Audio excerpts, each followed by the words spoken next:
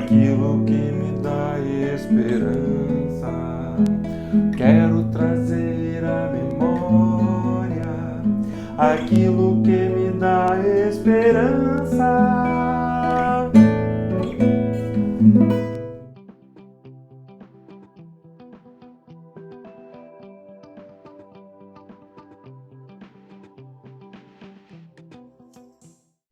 Bom dia, querido irmão, querida irmã, amigos. Nós estamos de volta com a nossa reflexão matinal, na esperança de que seja realmente uma dose de esperança para todos nós. E nessa manhã nós estamos dando sequência às bem-aventuranças do Senhor Jesus, conforme o Evangelho de Mateus, capítulo 5. Dessa vez nós estamos no verso 6, onde o Senhor Jesus nos diz: bem-aventurados os que têm fome e sede de justiça, porque serão satisfeitos. Então, nós entendemos que aqueles que têm fome e sede de justiça, como diz aqui na palavra de Deus, são aqueles que esperam o triunfo final de Deus sobre todo o mal existente e a vinda do seu reino de justiça, paz e alegria. E então, essa é uma promessa certa, uma promessa futura do Senhor nas Escrituras, de que Jesus voltará na sua glória e ele então estabelecerá o seu reino por completo. O reino que hoje está no coração dos seus discípulos, no coração dos membros da sua igreja. Eu não estou falando de frequentadores de igreja, mas aqueles que receberam a Cristo nos seus corações e comungam com toda a família de Deus em todo o mundo, nas diferentes culturas, nações e línguas. Esses têm o reino de Deus no seu coração. Mas Jesus prometeu que vai voltar e vai estabelecê-lo e vai reunir a todos os seus, e nesse momento só haverá justiça, paz e alegria. Não haverá mais dor, nem pranto, nem choro, nem tristeza, nenhuma forma de injustiça. E esses que assim anseiam, eles também, por conhecerem o caráter bom, reto e justo de Deus, eles também buscam e desejam ser assim para com os outros, aqui e agora, crescerem em ser cada vez mais como Jesus, cada vez mais segundo a sua justiça. E essa é uma compreensão importante para nós. Aqueles que colocam a sua esperança de haver justiça perfeita no mundo não vão se frustrar, vão ter problemas, vão ter muitas dificuldades. E isso hoje em dia está se tornando um caldeirão em ebulição, porque os cristãos, de um modo geral, têm voltado seus olhos para falsas esperanças no aqui e agora, e de que algum governo terreno, algum poder terreno, alguma autoridade terrena, alguma ordem terrena irá estabelecer justiça na terra. E a Bíblia ela é muito clara em dizer que isso não vai acontecer. Jesus, seus apóstolos e seus profetas são muito claros em dizer que a condição humana é uma condição de injustiças, que o coração do humano é tremendamente enganoso. Então, mesmo que haja um desejo para que o bem se estabeleça sobre a terra de uma forma completa e plena, isso não vai acontecer. Então, justiça verdadeira nós só encontramos em Deus e na pessoa do seu Filho, Jesus Cristo.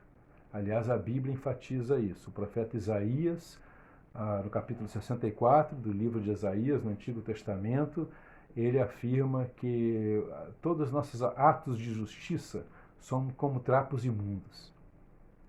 Então ele não está falando de um grupo de cristãos que crê de uma forma ou de um grupo de cristãos que crê de outra. Ele não está falando em alguém que tem esperança nessa ou naquela ideologia política no mundo, desse sistema ou daquele outro sistema. Ele está falando de todos. Ele está incluindo a todos. Todos os atos de justiça.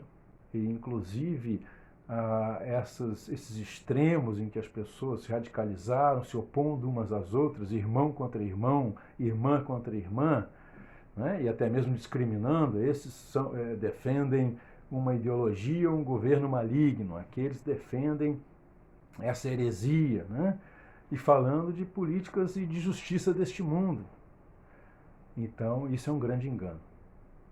Como diz Jeremias, no seu capítulo 17, o coração humano é tremendamente enganoso.